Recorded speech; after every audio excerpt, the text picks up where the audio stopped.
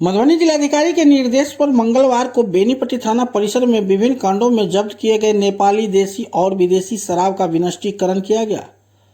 दंडाधिकारी सह अंचलाधिकारी अभिषेक आनंद के उपस्थिति में थाना पुलिस के द्वारा 17 कांडों में जब्त देसी विदेशी शराब को जेसीबी मशीन से नष्ट कर थाने के एक कोने में जमींदोज कर दिया गया।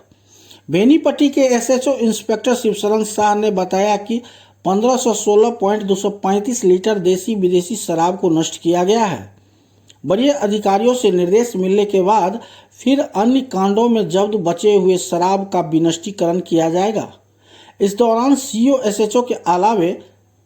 Additional SHO Sanjay Kumar Singh, SI Priyanka Kumari, PSI Vanshika Shri सहित अन्य मौजूद रहे। आपको बता दें कि मंगलवार को बेनीपट्टी थाना कांड संख्या 341-25 में जब्त 12.375 लीटर विदेशी, 359/25 में 84 लीटर नेपाली देसी शराब, 279-25 में 25.800 लीटर नेपाली देसी, 266/25 कांड में लगभग 2.5 लीटर नेपाली देसी और 1 लीटर बियर,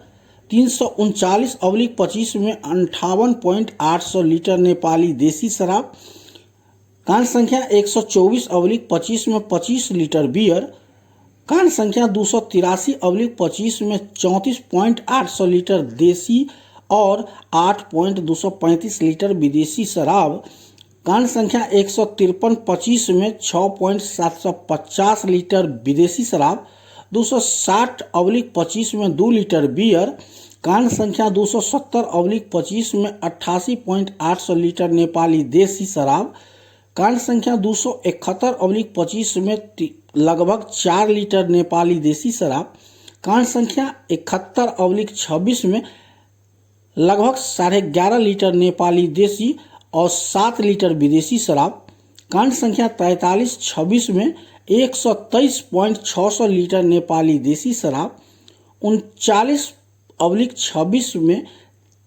करीब 44 लीटर नेपाली देसी और